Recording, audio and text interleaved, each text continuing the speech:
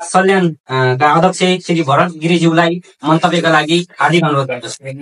धन्यवाद कार्यक्रम सञ्चालक स्थानीय जनप्रतिनिधिलाई संयुक्त स्वागत गरेका कार्यक्रमका अध्यक्षज्यू, यसै कार्यक्रमका प्रमुख अतिथि हिमा गौपाली अध्यक्ष बस्न चाहिएको, त्यसै गरी सम्पूर्ण पालिकाबाट उनीहरूका अध्यक्षज्यूहरू, कैलाली प्रदेश समाजका अध्यक्ष लगायत सम्पूर्ण कार्य समिति, राप्ती समाज दक्षिण कोरियाका सम्पूर्ण अध्यक्ष लगायत कार्य समिति, यहाँबाट उनीहरूका प्रतिनिधि लगायत यहाँ उपस्थित सम्पूर्ण दाजुभाइहरूमा म सिद्धोकमा गाउँपालिका अध्यक्ष भरत गिरी उत्तरबाट नमस्कार। पूर्व वक्ताहरूले धेरै बोल्नुपर्ने कुरा आवश्यक कुरा के छ भने हामी अरू ठाउँको भन्दैन भने सल्यान जिल्लाको समग्र कुरा गर्ने बेला जो हिजोका युवा पुस्ताहरूले चाहेको थिए नयाँ जनप्रतिनिधिबाट त्यो पटक्कै कोही 10 स्थानीय ठाउँमा भएको छैन। स्थानीय युवाहरूले आत्तिएका छन्। अब के गर्ने त, सोच त केही बदल्नु पर्यो। हिजो प्रकाश भण्डारी, भरत गिरी, जनगौतम केही त के होला त भन्ने जो सोच थियो त्यो अनुसार काम गर्न हामीले सकेनन्। त्यसमा काम गर्न नसक्नु पर्नु कारण हाम्रो स्थानीय पालिकाहरूको आर्थिक आम्दानी छैन। हिजो जो सोचेको थियो आर्थिक आम्दानीबाट काम गर्न छैन। प्रदेशले योजना दिन्छ र पैसा दिँदैन।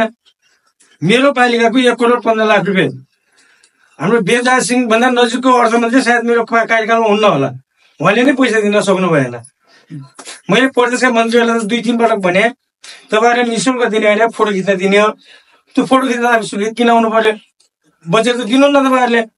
खास हाम्रो समस्या भनेको आन्तरिक आम्दानी नहुने हो। अब तपाईँहरू जस्तो युवा, आशा लाग्दो युवाहरूलाई मेरै गाउँपालिकामा 6-7 जना युवा आउनुहुन्छ।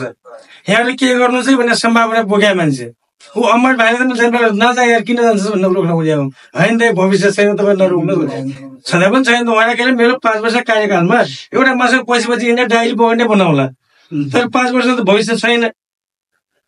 ऊ आउनको दिनमा पनि मासु भेटेर आएको थियो।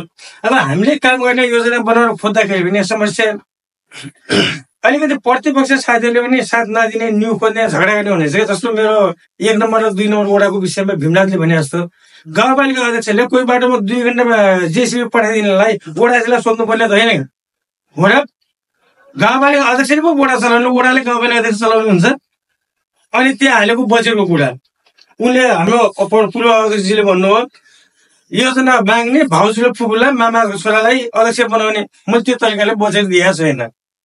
अनि अर्को कुरा उनीहरूले गर्नुपर्ने कुरा के छ भने चाहिँ उनीहरूकै वडाको जनप्रतिनिधिहरूले जो मासिक भत्ता खाने कुरा हुन्छ नि मिटिङको, हाम्रा जनप्रतिनिधि वडा सदस्यहरू इन्डिया गएको छन् कमाउन।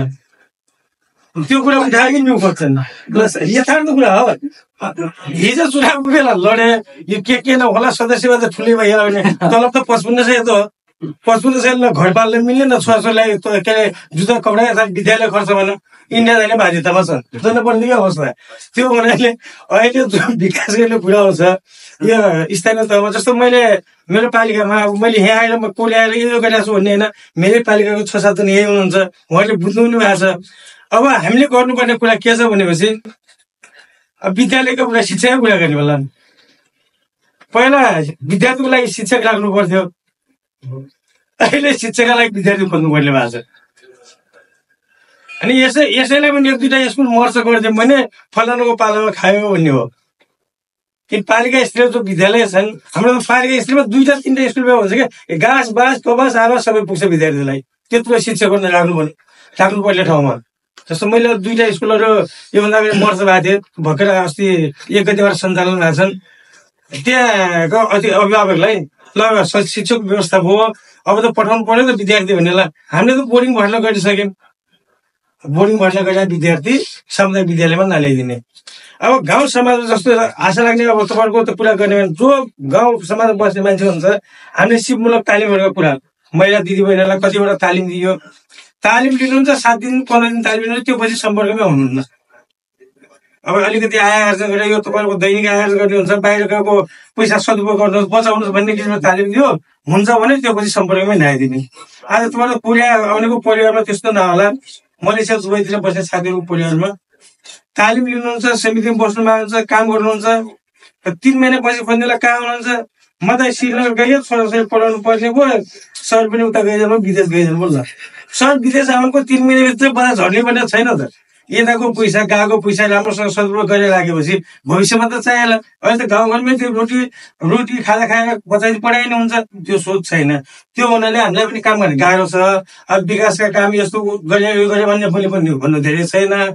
समग्रमा अब आज यो जो तपाईँहरूको कर्णाली प्रदेश समाज र राप्ती समाजले जो हामीहरूलाई यहाँको बेला चिने जाने मान्छे नभेटिने ठाउँमा यत्रो यो हुल पथानमा ल्याएर सबैलाई परिचय गराउनु, सबैसँग सम्बन्ध भयो, यसको लागि यहाँलाई हार्दिक धन्यवाद दिँदै यहाँहरूको कोरियाको बसाइ हामी गए तापनि अहिले भौगोलिक किसिमले दुनियाँलाई टाढो गए पनि हामी सामाजिक सञ्जालमा सबैसँग नजिक पनि छौँ।